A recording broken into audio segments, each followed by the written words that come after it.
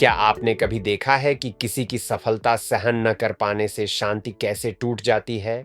यिर्मयाह 41 ईर्ष्या, विश्वासघात और पाप की उस त्रासदी को बताता है जहां मनुष्य का स्वार्थ परमेश्वर के पुनर्निर्माण को नष्ट कर देता है।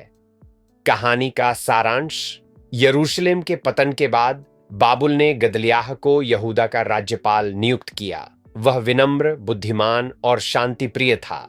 उसने शेष लोगों को प्रोत्साहित किया कि वे देश में बसें और बाबुल के अधीन शांति से रहें। कुछ समय के लिए सब स्थिर लग रहा था, विनाश के बाद की एक नाजुक शांति। लेकिन इसी शांति में प्रवेश करता है इश्माएल, जो राजवंश का व्यक्ति था, परंतु उसके भीतर कटुता और घमंड भरा था। वह 10 आदमियों के साथ मिज़पा में गदल्याह से मिलने आता है और मित्रता का दिखावा करते हुए उसके साथ भोजन करता है। पर उसी भोजन के दौरान इश्माएल उठता है और गदल्याह की हत्या कर देता है, उस व्यक्ति की जिस पर बाबुल को भरोसा था और जो लोगों की आशा का प्रतीक था। वह न केवल गदल्याह को बल्कि उसके साथ मौजूद बाबुल के सैनिकों और यहूदियों को भी मार डालता है। इसके बाद वह मिज़पा के बचे हुए लोगों, महिलाओं, बच्चों और सैनिकों को बंदी बनाकर अम्मोन देश भागने की योजना बनाता है। जब योहन्नान, जो शेष बचे सेनापतियों में से एक था, इस घटना के बारे में सुनता है तो वह अपने सैनिकों को इकट्ठा करके इश्माएल का पीछा करता है। गिबोन के बड़े कुंड के पास दोनों के बीच युद्ध होता है। कई बंदी लोग भागकर योहन्नान के पास लौट आते हैं, पर इश्माएल 8 आदमियों के साथ अम्मोन की ओर भाग निकलता है। अध्याय दुख के साथ समाप्त होता है।